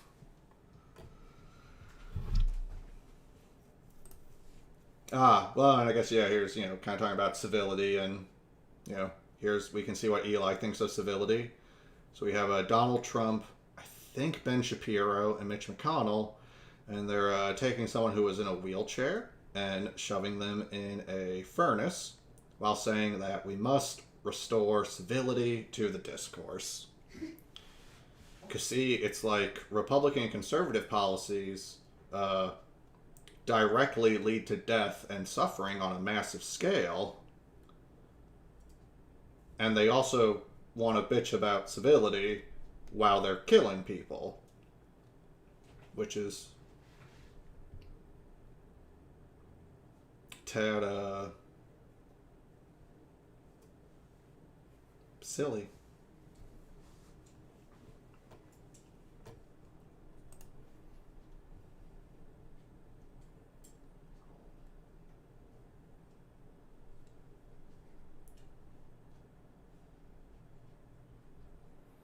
Okay, there's a lot of text on that one. I don't want to read all of that one.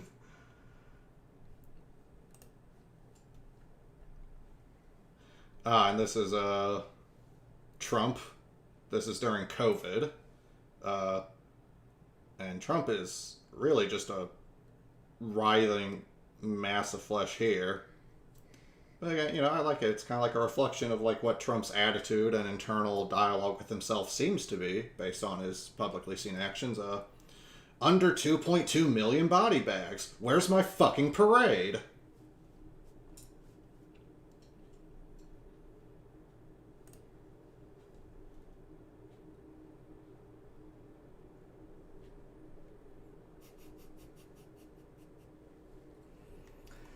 So yeah, you definitely see some Junji Ito inspiration in the work of Eli Valley. And, you know, here, maybe I'll, yeah, you know, Barry Weiss is pretty fun to make fun of, because she's a real worthless hollow sack of shit. So here's a bunch of Jews in a concentration camp during the Holocaust. And, you know, there's a phrase commonly kind of said about the Holocaust, which is never again. And it's like a statement to, you know, to learn about and understand and not be quiet about the horror of the Holocaust and how and why it happened. And, you know, how not just that millions of people died, but that millions and tens of millions of people worked and made effort and allowed it to be done and allowed all that suffering and horror and tragedy to be inflicted upon their fellow humans. But since this is Eli Valley and he's shitting on right-wingers because he doesn't like them, because he's correct, so it's never again will our ethnic cleansing nightmare be invoked to stop an ethnic cleansing nightmare, because it's very inappropriate. If you don't know the context, it's very inappropriate for anyone, especially if they're a Democrat, to compare anything bad America does to the Holocaust, because you know, when they said never again, it's like you're not supposed to compare bad things to the Holocaust. That makes the people doing those things seem like they're as bad as the people who did the Holocaust, and those are elected Republicans. How could they be as bad as Nazis?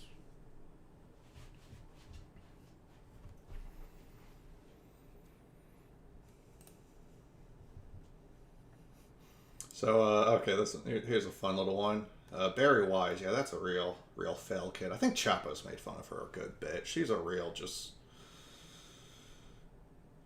drop her on a stranded island and watch her starve to death, because she sure as fuck can't fend for herself. She's useless. Barry Wise intervenes in a synagogue shooting. Don't worry, everybody. I convinced him left-wing Jews are the real anti-Semites. And here's our MAGA shooter.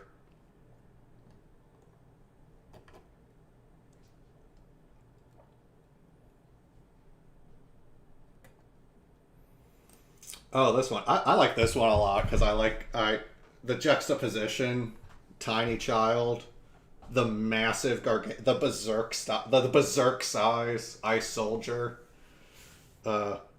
with his fucking gun pointed right at her, and then it's just like they're both saying, "We are not enemies." Babe, you ever seen that one? Wolf.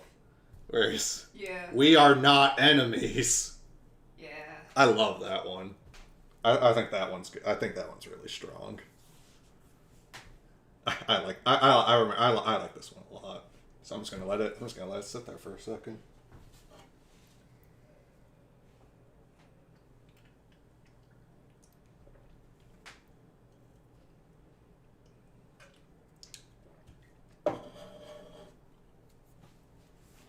And you know, I saw this one on the side. Now this isn't Eli Valley, but God damn it.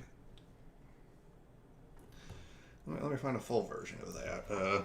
So, you're probably familiar with the works of Dr. Seuss, beloved author and artist of children's books. You know, I had plenty of Dr. Seuss books when I was a kid. Hop on Pop, Red Fish, Blue Fish, One Fish, Two Fish. Good shit. Green Eggs and Ham. No, I will not eat green eggs and ham, Sam. Yeah. But before he was fully doing the children's books, Dr. Seuss also sometimes did political cartoons. And there's a couple he did that, as a modern left-leaning person, I really like.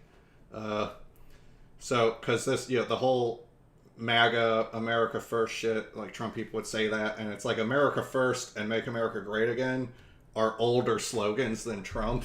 So this is Dr. Seuss many, many decades ago himself shitting on the people who were saying America First during, like, the 30s and 40s. I guess this is probably more the 30s, because this would be, like, before involvement in the war.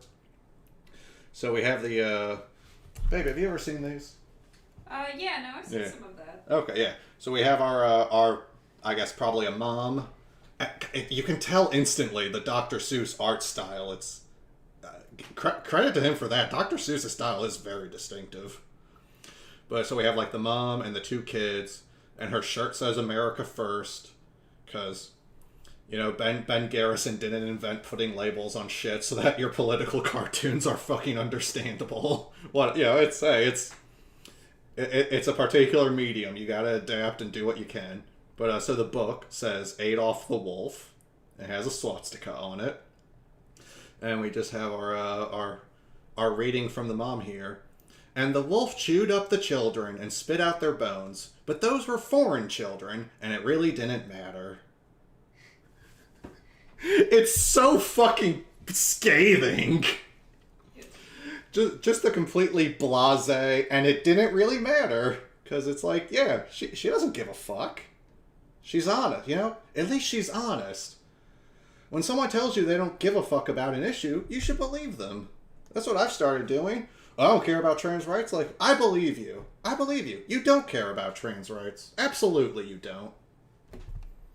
Because it's like there's no argument here. Like, yeah, you don't care. You said so yourself. I believe you, and I agree. You, sir, don't care, right? Like, because what, they want you to argue that you should care about it? It's like, that's not what they fucking said. They just said they didn't.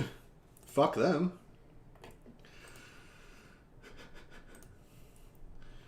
Relatives? Nah, just three fellers going along for the ride.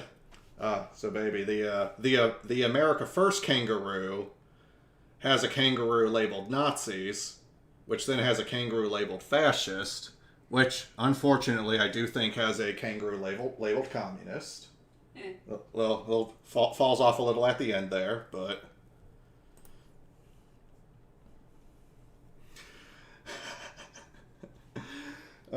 I like this one. So all the trees labeled with countries that Nazi Germany has attacked, and they're working on England. And then here's the America First bird.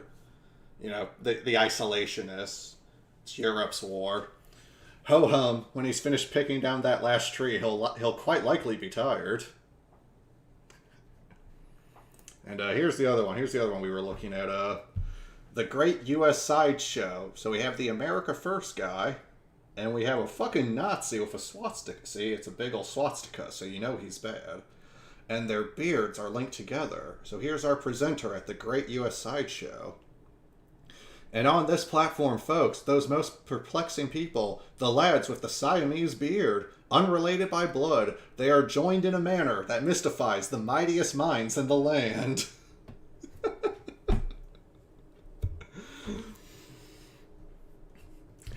Dr. Seuss is pretty fucking mean when he wants to be too, you know.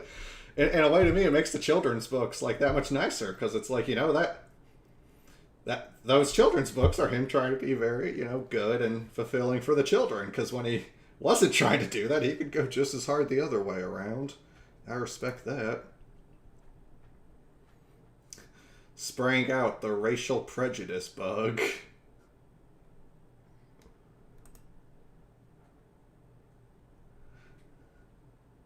U.S. Nazis. Come on, Sam. Try the Great German Manicure. These are fucking great. Oh my god.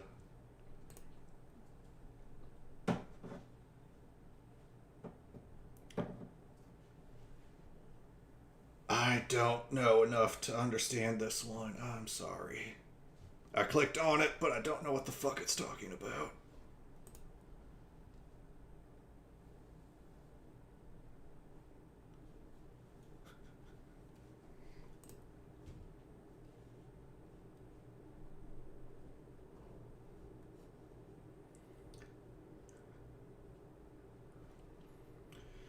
Yeah, America's had a fascism problem for a long time. I'm guessing, okay, Lindbergh was, I'm guessing, like an American First main big spokesperson. 'Tis Roosevelt, not Hitler, that the world should really fear. How prescient. Words that have truly aged poorly.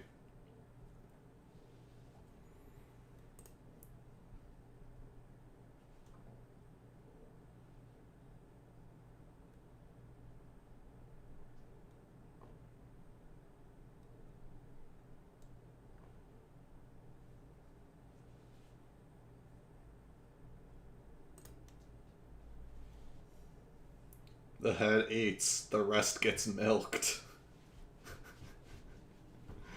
There's just shitting on the Nazis here. Which is pretty good to do.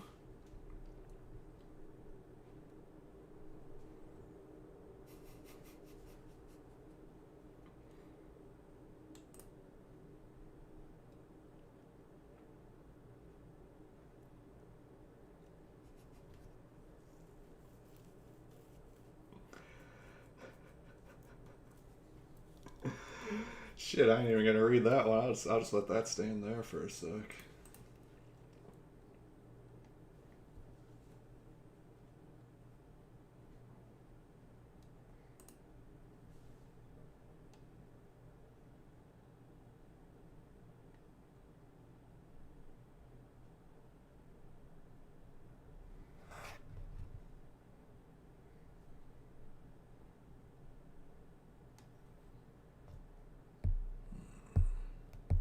Yeah, I'll stay off that for a sec.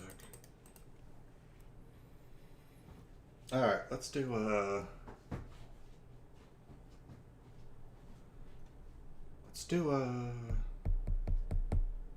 let's see, I need to do a third donation. So let's go to the more popular tab.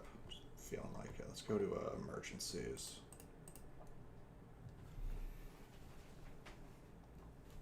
And I need to go to the bathroom again. I'll be back in a minute.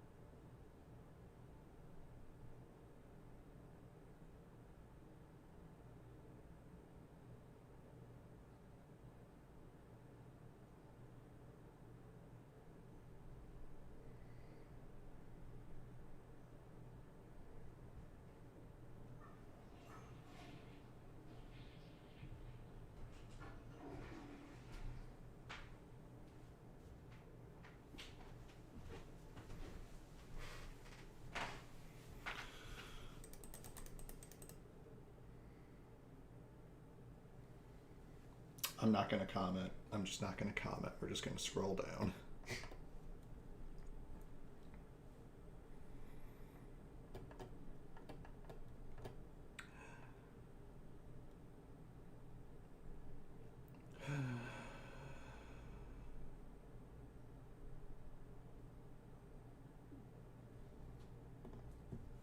It's all so sad.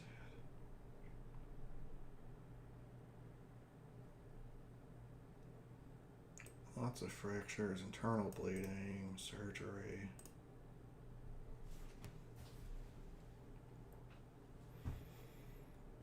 Helping someone who was injured in an accident. yeah, let's throw some love to the Wetzel family.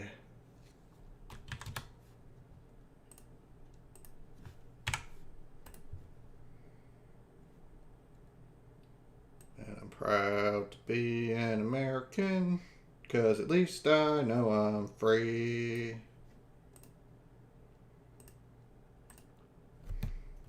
Free to die. Well, yeah, dying's free. It's the living that costs you.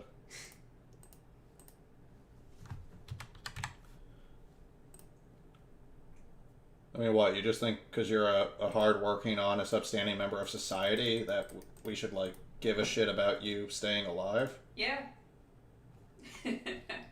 Sounds like a communist plot to... It is. To steal all our labor and give it to the whites. What? See, I gotta avoid getting clip chimped when I make, so I gotta like, they're gonna have you working 9,000 hours a week while those fucking Italians sit around eating pasta and spinning their Pope pizzas on their fucking peninsula. These peninsularians, they're not like us.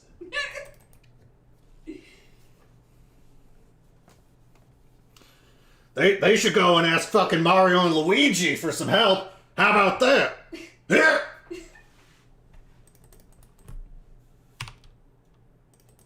Okay, there we go. We went through. You know, I got Peninsularians from those Chapo tabletop gamings. Where it was like the first one where they were investigating the Italian restaurant, and I just at some point they say Peninsularian as a term for Italian people, and I fucking like lost it. It's pretty funny. I remember it's like they remark on the front of the restaurant they see there's an image depicting a man in white clothing with a tall hat, so it's like a chef, like just like a pizza chef. And it's like one of the characters remarks that, I suspect that's the Pope. These goddamn papists. Ruining our good Protestant country with their idolatry. There was a hair there. I'm not trying to be sexy or nothing. Alright, that's the third donation. Let's...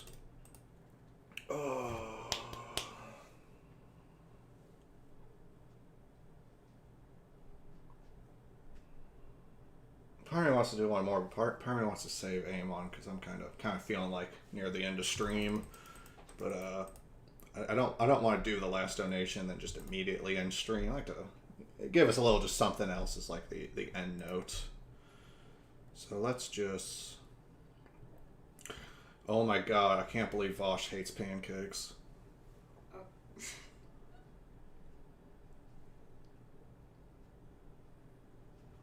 Let's.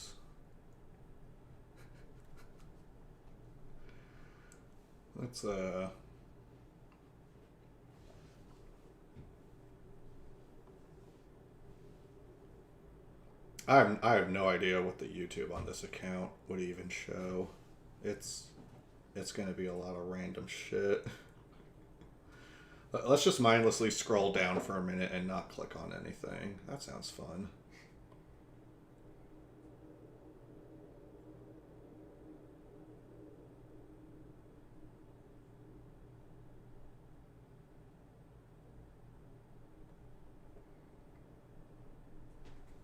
The real Chainsaw Man.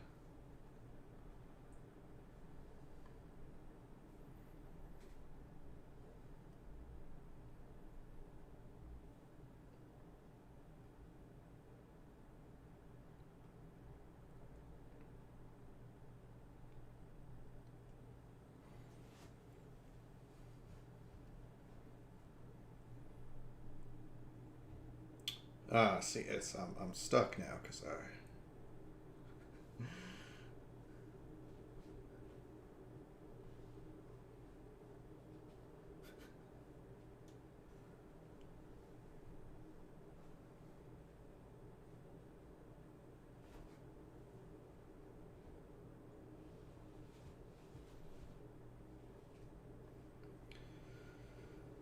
You know, maybe it will just end up. Will end up just being the quick end.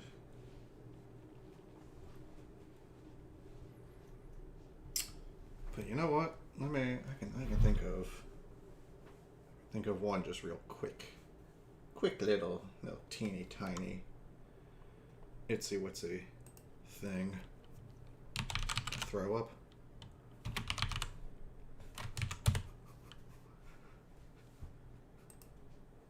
So you were lying. Exactly, you were no, I'm lying. not lying. You explicitly said we gave them arms to overthrow their president. What, we did it after?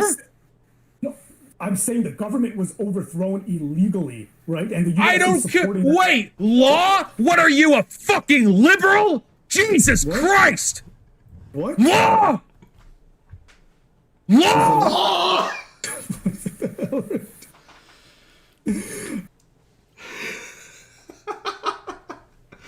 Oh my god. Yeah, fuck that guy Mosh was talking to. That guy sucked.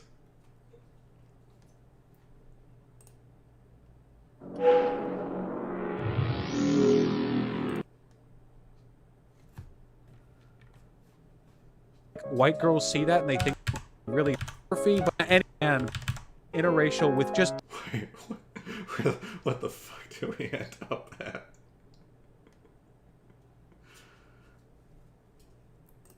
We'll just have fun for 10 seconds. it's expected to be really hung, and I know that plays into a lot of really negative, pernicious stereotypes. Like, you might not even be hung. You might have, like, a little dick.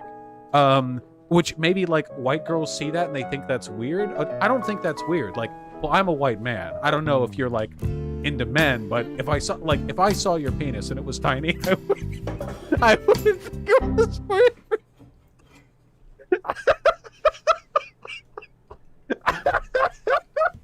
Not that I'm asking you to undress or anything. You're not just a tan white man, right? No, no. Your clothing indicates that you're of a Hispanic type. I'm not racist. Hello, black man. Mosh would have voted for Obama I'm not for a third time racist. if he could. If there are any friends or family you would like to inform of this, please do so now while I'm watching you. If you don't do it now, I will repeat this to them when I see them. They just do that shit with everything, man. Fucking in Koreatown, you're at like a house party or somebody, you shake the fucking host's hand. He's like this Korean dude. Hello. Just to let you know, I understand that you're an American. I'm not going to ask you where your blood comes from. Thank you. Are you first generation, second generation? If you're third generation or further, I won't ask you where your home country is, your native country, where your people came from. Welcome to America. I'm not racist. Thank you. Oh, God. In high school, you know, you get a black partner for your class project for the day. Hello. Contrary to stereotype, I'm not under the impression that you'll do less work than me. I expect the work to be done 50-50. Not that I, a white person, think that I have the right to tell you how much work to do, because that harkens back to the days when my family would have owned yours as property. I don't want that, but I would appreciate it if we did even amounts of work, you know? Like equal amount. Well, not separate, but equal. I mean, well, we will be doing separate tasks on this central project, so it actually will be separate but equal amounts of work. And I understand that sounds really weird from like a race perspective, but I need you to understand, I'm not racist. I've masturbated to many interracial... Okay, fuck it. This whole video is getting watched next stream. That's great. Oh god, I found a fucking winner right there. Talk about billionaires and men's issues. That's a good idea. Someone should do that. Alright, this was fun. I'm happily streaming, trying to at least nail one stream a week. Spread some help and care on GoFundMe, because, you know, Jeff Bezos and Bill Gates are just too busy raping children and eating dogs and just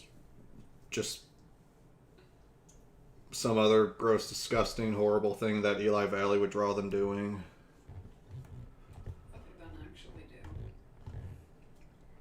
Yeah, I mean, my pet theory is that Jeff Bezos definitely just goes to Thailand and, like, fucks child prostitutes. Seems like something he would do.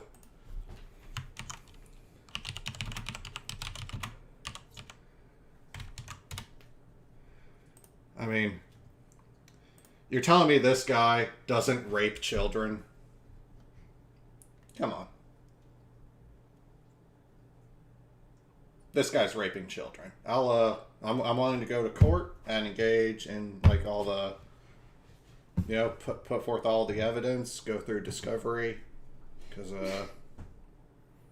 yeah, I know the truth is there. This guy fucks children, and he doesn't wear condoms when he does it because he's a risk taker. Jesus Christ. He's a risky fellow. He doesn't wear condoms. He engages in risky behavior because he's a capitalist. That's why he has to have all of our money. Because how else is he going to eat iguanas and rape children without condoms on even? Not even with condoms on. I bet he doesn't even kiss him either first. That's how much of a psycho he is, Doesn't even kiss the kids before he rapes them. And that's our stream for today. I will not be... I am not going to get hit by the CIA heart attack gun. I will be back within a few days' time for another stream. Who knows? Maybe there'll be a surprise one. Maybe there won't be. I have troubles with that. But, yeah, I've had fun. I hope anyone who watches this has fun. Go, remember to write and contact your local billionaire and ask them if they could please do something for someone other than themselves. Just if they could consider trying that, maybe. Good night.